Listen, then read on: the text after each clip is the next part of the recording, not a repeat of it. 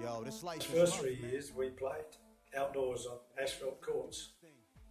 But when I went into A grade, by that time the OBI, which is in Wakefield Street opposite the Christian Brothers, it is now I believe, a hotel. Had a basketball court and was the headquarters of the South Australian Basketball League at that time, and they built a court downstairs because they had an upstairs court which was used also for roller skating.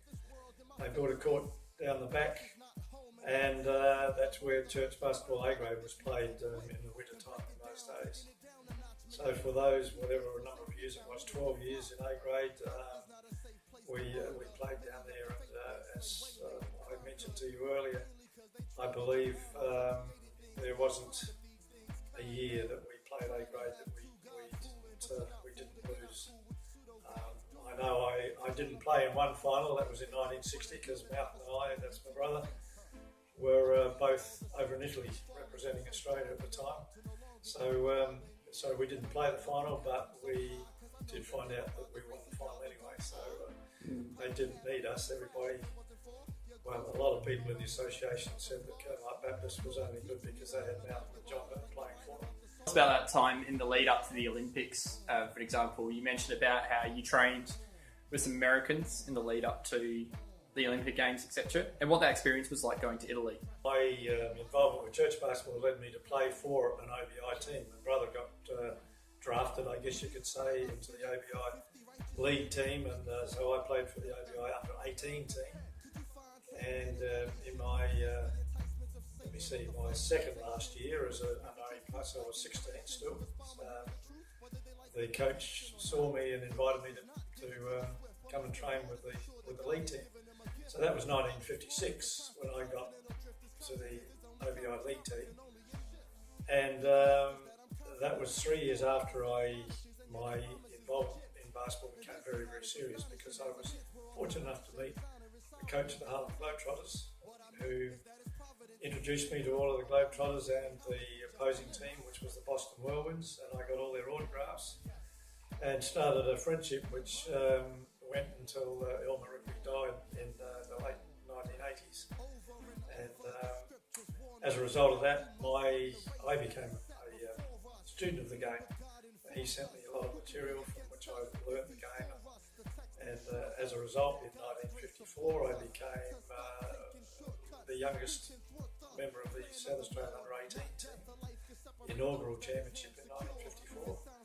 And then again, I was in the team in 1955, and in 1956 I was captain of that team, and we won the Australian Championship in 1956.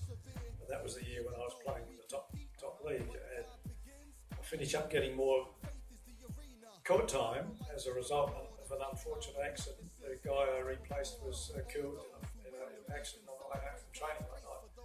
So I finished up getting more court time, which led to my selection in the state senior side in the same year at the age of 17. So 17. So it was a pretty exciting year. So I set my sights on making the 1960 Olympic team, because of course 1956 was the Olympic year. Two of the guys from our team, Peter Sutton and Colin Burnett. Peter Sutton is a well-known name in church basketball as well. Were Olympians, and I was rubbing shoulders with them at training and playing matches all the time, so I decided that 1960 would be a better target. So over the next 4 years, that's what my basic purpose of playing basketball was. The team was actually selected in 1959 at the end of the Australian Championships. And South Australia was a very, very strong competition. The league competition was very, very strong at the time. We had a lot of the migrants who came here from Europe, and we had 2 Latvian teams, an Estonian team, a Lithuanian team, and we had a team from the Mormons, American missionaries.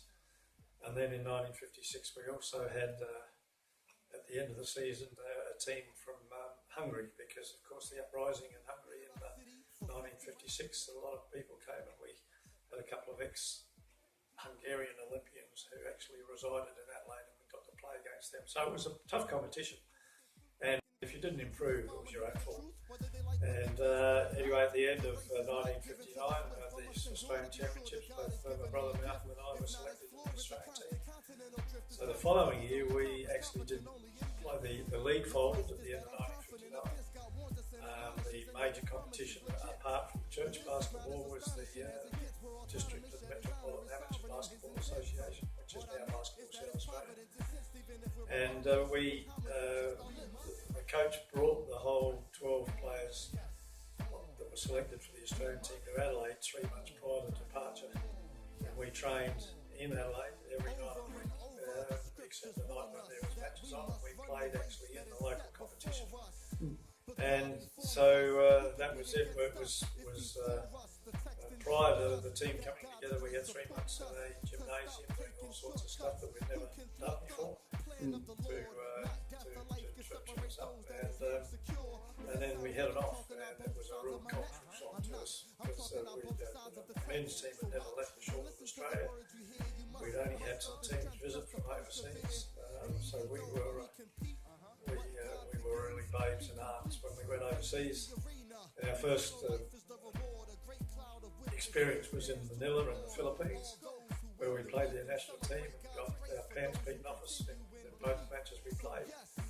And then when we got to Europe and played over there, it was even worse. So it was an experience. It was a very, very steep learning curve. And as a result, the qualification tournament that we had to play, we didn't qualify. So we spent the whole Olympics watching the games rather than being part of the whole process. But again, we were in a learning process. I am Trinity. We are Church Ball.